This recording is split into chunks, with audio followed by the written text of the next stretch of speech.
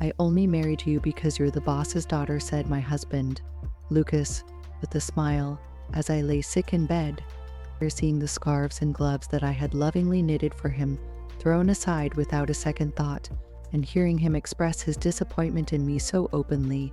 I felt a need to respond with reality, to show him how wrong he was if he thought everything was going his way. The thought of his reaction made me chuckle.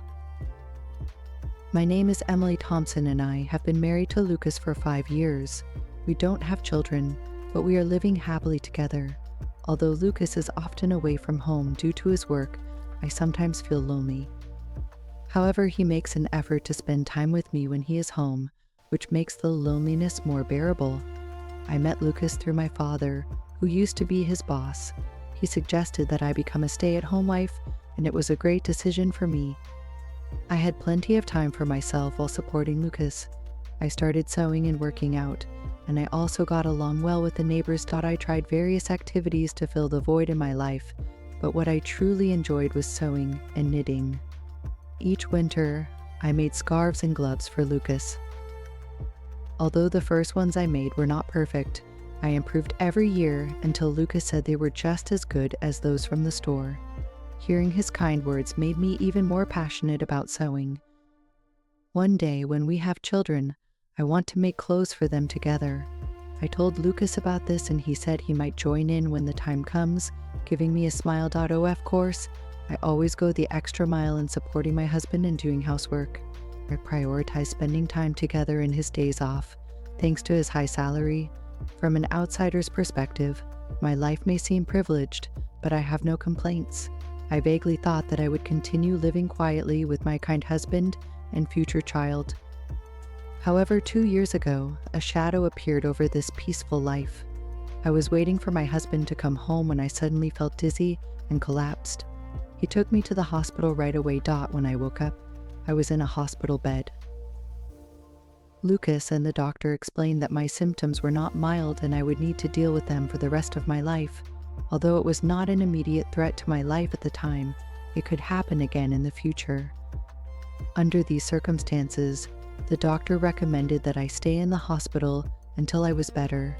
Seeing my anxiety, Lucas said that he would visit me when he had time off from work to help me through this. With him holding my hand, I felt less anxious. With my supportive husband by my side, I believed that everything would be okay, even though there was no guarantee. Since then, Lucas has visited me almost every day, as he had promised. He holds my hand and asks me how I am doing. If I mention that my days in the hospital are boring, he brings me my favorite sewing tools and we sew together and talk about trivial things that have happened that day. Teaching my clumsy husband how to sew is especially fun, and each time we do it, I am able to forget about the boredom. However, these happy times in the hospital lasted only about a year. After the yearly tradition of the hand-knitted scarf was handed over, the frequency of my husband's visits decreased. Now, it is good if he comes once every few weeks. At first, I thought that my husband must have been busy with work, so I continued sewing, planning to give him the finished product next time he visited. According to the doctor's prediction, I would be discharged by the end of the year, so I thought I would surprise him with a gift then. I poured all my emotions into making the gloves, hoping to make up for time we had spent apart. However, when my husband finally visited me after a long time, he looked at the gloves I gave him coldly and said, "Are you still doing this? It's honestly a bother." What he handed me instead was the scarf I painstakingly knit for him and a divorce document. The scarf, which I had spent so much time on last year, showed no signs of wear. It was as pristine as the day I gave it to him. Has it been 2 years since your hospitalization? I heard that you'll soon be discharged, but I can't continue taking care of you, so we should get a divorce, he said. I turned my gaze towards the divorce papers, which he had already signed. Seeing that, I thought, so this is how it has come to be. Honest? Since he stopped visiting me, I had often considered this possibility. In order to brush off that thought, I tried to convince myself that he was simply busy with work, but the Lucas I know would never neglect me, no matter how busy he is. If his work had really become busier, he would have informed me. I felt that things would turn out like this when he stopped coming without any explanation. Therefore, I managed to ask him why he wanted a divorce without much distress. I was not trying to cling onto Lucas, in fact. I realized I had probably become a burden for him. If kind and caring Lucas wants a divorce, I guess I have no choice. But it was Lucas who had told me that we would get through this together, so I was curious as to why he had changed his mind. In response to my confused question, Lucas explained, "Isn't it obvious? Since I married you, I've been having a lot of problems. I'm tired of the gifts you give me every year, the scarves and gloves. I only married you because you were the boss's daughter, and I can't handle everything else on top of that." He laughed in a way that made me feel like he was making fun of me, saying that he was tired of dealing with someone who had been enjoying our life together innocently. Every time I spoke about happiness, love, or loneliness, he seemed to think I was foolish for it. Who wears a handmade scarf these days without feeling embarrassed? Receiving gifts like that is a hassle and annoying. When I looked at Lucas' neck as he was talking, I noticed a high-end scarf that I hadn't remembered giving him. Of course, compared to the scarf I had made, it was of a superior quality, so there was no reason to compare them. I wondered if he had never worn any of the things I had given him until now. He must have felt irritated by them all along, but I just wasn't aware of it. After I was hospitalized, my father soon retired and was no longer with the company. Therefore, Lucas didn't need to be considerate towards me anymore. If his wife was sick, it would be a convenient excuse for him to miss work. For the first year after that, he pretended to visit me in between work. I imagined my father before his retirement, talking about this often at work, describing my husband as a hardworking man who cared for his sick wife. It seemed that he had created this image and was well regarded by his colleagues. That was what he wanted, and it seemed that the value he saw in me became apparent when I fell ill. When I expressed these thoughts, my husband looked surprised and admitted, "Well, it did make things easier at work. When I talked about you, people were sympathetic and treated me kindly. If I needed to work a little extra, I was praised for being hardworking and responsible. And if I wanted to take a break, all I needed to say was that my wife was sick, and that was that." He said this without any hint of regret. He had cleverly used my situation to his advantage in ways I was not aware of. And as for my being considered for the next promotion, well, they're all foolish, but I have to thank your illness for that, he continued. As I listened to him, my eyes lowered, but when he finished speaking, I raised my gaze. What I saw was a sinister smile, and the man I thought I loved was nowhere to be found. I realized that this was his true self. Well, if I can be of any help, that would be great. We probably won't see each other again, so please take care, I said simply, and handed back the divorce papers. After receiving them, he had no further use for me and quickly turned to leave. So our divorce was finalized and I quietly cried. After some time, I was released from the hospital and returned home with my parents. When my father heard what had happened, he was surprised. "I never thought he would do that," he said. But it didn't matter to me anymore. I tried to calm my father down and explained that I wanted to stay with my parents until I finished cleaning up the house. They were understanding and said they wanted me to be happy. So for now, I have decided to live with them. Before that, I decided to visit the house where I used to live with my husband. Unfortunately, a problem occurred. The front door lock was not working. Confused, my parents and I looked at each other and rang the doorbell. To our surprise, we were greeted by a stranger who said he had recently purchased the house. He seemed to have been living there for several months and appeared to be happy with his wife and child. My parents' anger grew with this information, but I decided not to disturb the new family and bowed my head, leaving quietly. However, I could not let things be and immediately contacted Lucas. He casually responded on the phone, "Oh yeah, I sold the house while you were in the hospital. The money from the sale was my compensation. The house was mine to begin with, so you can't complain, right?" I let out aside his nonchalant words. I wish he had told me sooner. According to the new owner, the house was sold a while ago. Lucas probably put it on the market about a year ago, around the time he started avoiding me. Even if he planned to divorce me at that point, selling the house without discussing it with me was outrageous. Our divorce had already been finalized with the submission of our signed divorce papers. However, due to my hospitalization, we had agreed to discuss compensation and asset division after my release. We had scheduled a meeting for the following week, but Lucas took action on his own, which I found surprising. What was more troubling is that Lucas did not seem to think that he had done anything wrong. Therefore, I calmly told him over the phone, "You really do not know anything, do you, ha? What do you mean?" he asked, sounding confused. I responded, "I will explain in detail next week," before hanging up. I smiled at my concerned parents and asked my father for a favor. I shared my thoughts with him and asked him to be prepared for what was to come. I've got all the necessary documents prepared. The discussion will be next week, so we don't have much time, but we'll manage somehow, said my father, offering a slightly worried smile. As a parent, he probably felt some guilt for having recommended Lucas to me. His anger towards Lucas seemed to drive him to do what he could.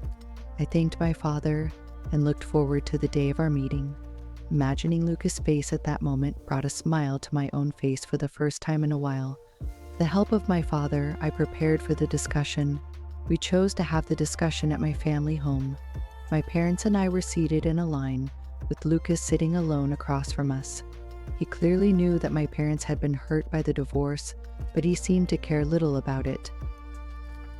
He probably believed there was no need to be considerate of my parents anymore. His composure remained unshaken, and even a hint of a smile could be seen on his face. His attitude was nothing short of disrespectful. I understand that I am the victim in this situation, but I don't want to demand too much. I will be satisfied with the proceeds from the sale of the house, he said, attempting to convey a sense of generosity and compromise. My father's expression turned red with anger, but I placed my hand on his arm, trying to calm him.